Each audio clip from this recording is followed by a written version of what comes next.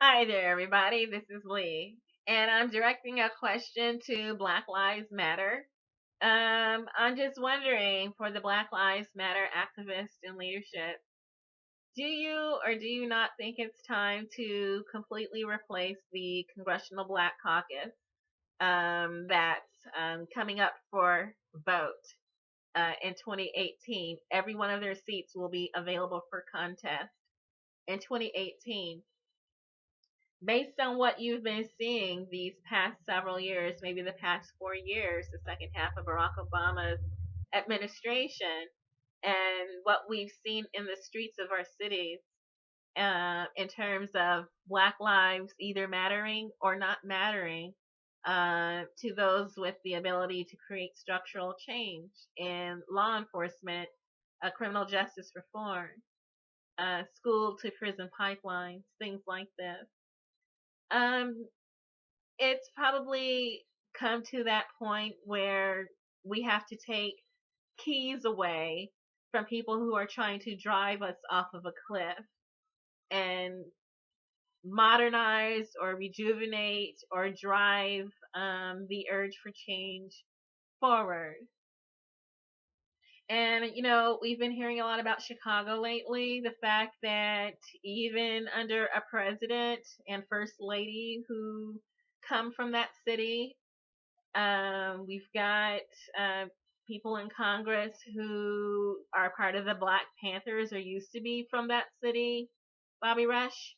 And, we've got Jesse Jackson who calls himself an activist from that city. And then all around the nation, other cities where we have to ask ourselves, is it time for new leadership that's actually community focused and not self focused? And if you agree Black Lives Matter, maybe you'll take the step forward into the political structure where you can introduce legislation. You can vote on legislation. You can request funds to assist your communities. You can actually help form the narrative surrounding what happens in your city. Do you think it's time for some of you to challenge every seat that comes open? You may win, you may not win, but the very real indication is that you can put things on the table, force things into the conversation, the political conversation that may otherwise be overlooked. And I say that with urgency because, as we have been shown by WikiLeaks, that some people view as legitimate source of information and then others do not. The fact of the matter is that WikiLeaks stands by what it has released. And so far, it appears that everything that has been released by WikiLeaks is truthful. And they have not had that disputed, the veracity of what they released.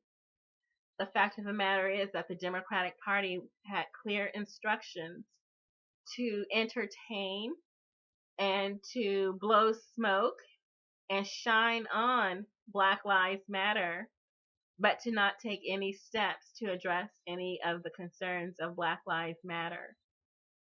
You have been told that this is the position of the Democratic Party. This is the position of the Congressional Black Caucus. They have been told to entertain your ideas, to listen and be sympathetic and say the right things, but to take no action whatsoever. That is where you're at right now. And so, if you do want to see any change, it likely has to come from you yourself.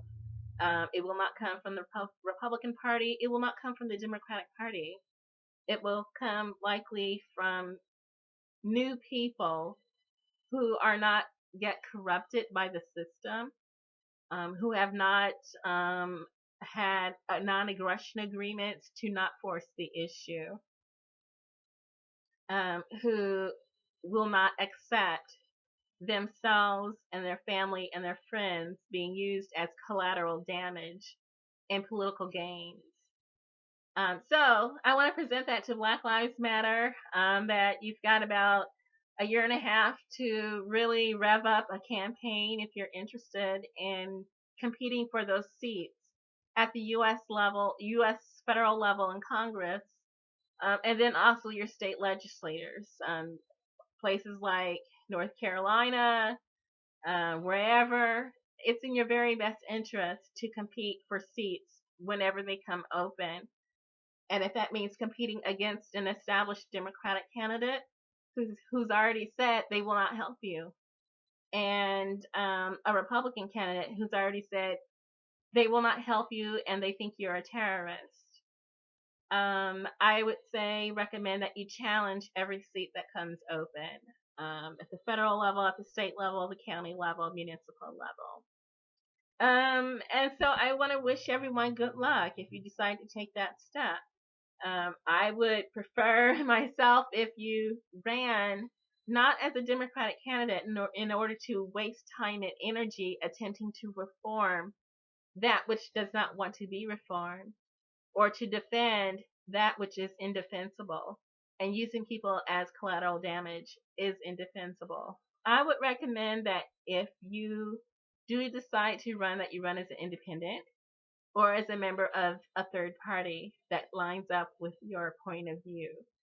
But regardless of what you accomplish, and you might be able to accomplish that as a writing candidate too. Whatever you decide to do and what you accomplish, what words that you manage to put into the political arena to force the issue to be acknowledged, I wish you well and good luck.